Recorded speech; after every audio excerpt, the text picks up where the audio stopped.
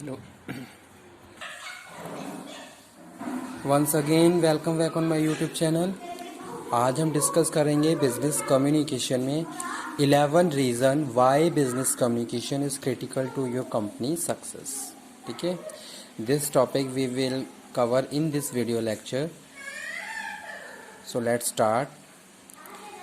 Topic आज का जो टॉपिक है एकदम न्यू टॉपिक है। आप पहले टॉपिक को अच्छे से समझ लीजिए कि मेन इस पर क्या चीज़ पूछी गई है या फिर क्या टॉपिक है। ठीक है, जब भी हम कोई भी क्वेश्चन अटैम्प्ट करते हैं, अगर एग्ज़ाम के लिए बात करें, तो जब भी हम क्वेश्चन पेपर हमारे सामने आता है तो सबसे पहले हमें क्वेश्चन क्लियर हो जाना चाहिए।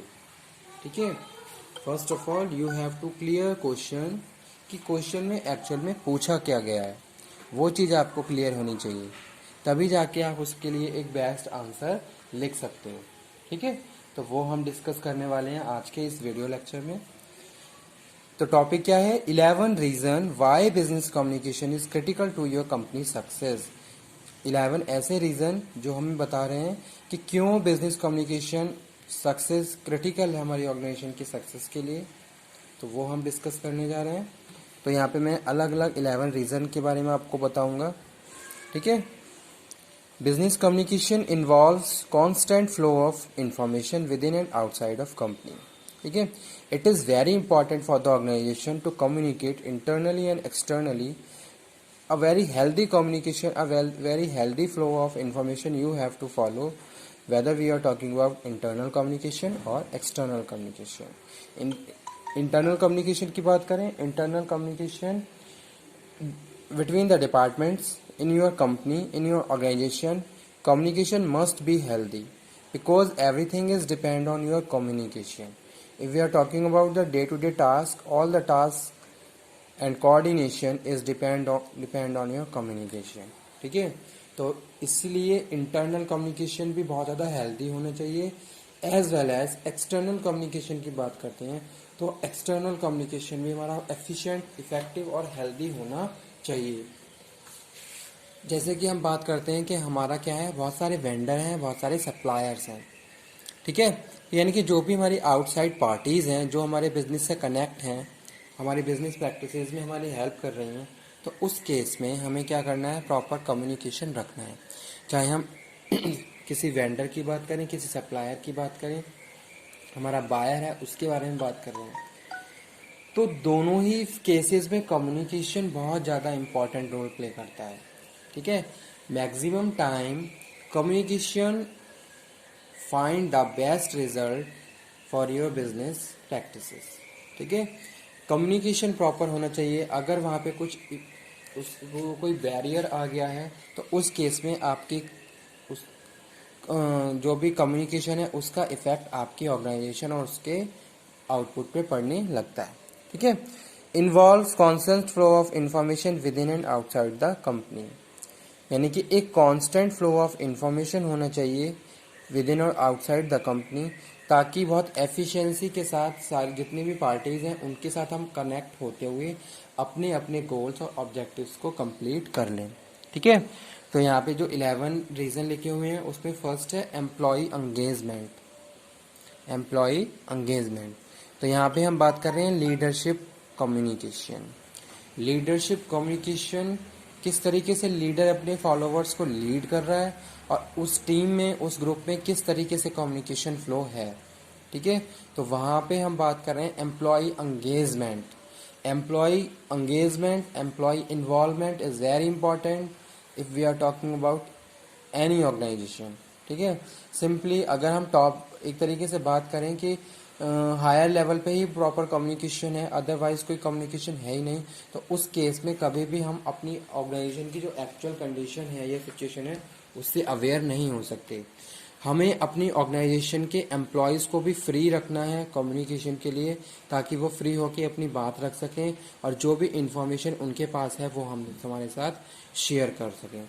तो जो एम्प्लॉय एंगेजमेंट या एम्प्लॉय इन्वॉल्वमेंट है, very important aspect of business communication. ठीक है, जैसे क्या होता है, क्लासरूम कम्युनिकेशन है, तो क्लासरूम में अगर फैकल्टी कुछ कम्युनिकेट कर रही है तो उसी के साथ उतना ही इम्पॉर्टेंट है कि जितने भी स्टूडेंट हैं उनकी तरफ से फीडबैक क्या आ रहा है। ठीक है। अगर फीडबैक नहीं आ रहा है, वन वे ऑफ कम्युनिकेशन चल रहा है, तो उस केस में क्या हो सकता है, बहुत सारे मिसकॉन्सेप्शन, मिसअंडरस्टैंडिंग हो सकती हैं।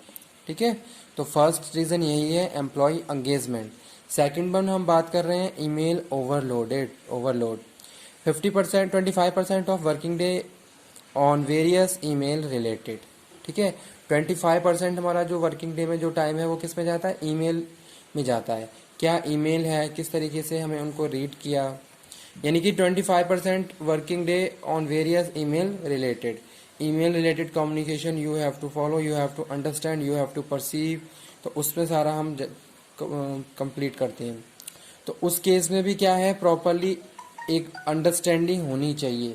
कोई भी अगर हम इंफॉर्मेशन पढ़ रहे हैं तो उस इंफॉर्मेशन से रिलेटेड हर एक एस्पेक्ट को हम बहुत सीरियसली और फॉर्मल वे में लेंगे, तभी जाके हम फाइनली अपने जो भी हमारा जो टारगेट है उसको कंप्लीट कर सकते हैं। Inter department communication required strategy. ठीक है। Inter departmental communication is very important. अभी जैसे मैंने बताया था बिजनेस कम्युनिकेशन और इंटरनल फैक्टर्स के बारे में बताया था, तो वहाँ पे भी हम एक स्ट्रेटेजी पे काम करते हैं। उस स्ट्रेटेजी के बिहाफ पे हम ऑर्गेनाइजेशन के साथ प्रॉपरली compete करते हैं, अदर ऑर्गेनाइजेशन के साथ। ठीक है। और वही है चीज़ यहाँ पे हम बात कर रहे हैं, इंटर डिपार्टमेंटल कम्युनिकेशन, यानी कि एक डिपार्टमेंट का दूसरे डिपार्टमेंट के साथ communication silos. Too much irrelevant content result information silos. ठीक है। अब बहुत ज़्यादा इरेलीवेंट इन्फॉर्मेशन हम किसी को देते जा रहे हैं, तो उस केस में कंसंट्रेशन, अटेंशन, परसेप्शन, सारी चीज़ें क्या हो जाएंगी, डिक्रीज हो जाएंगी। तो वो यहाँ पे हम बात कर रहे हैं। तो वहाँ पे प्रॉपरली कम्युनिकेशन होना चाहिए। Employee productivity, job performance, it is also depend on your communication.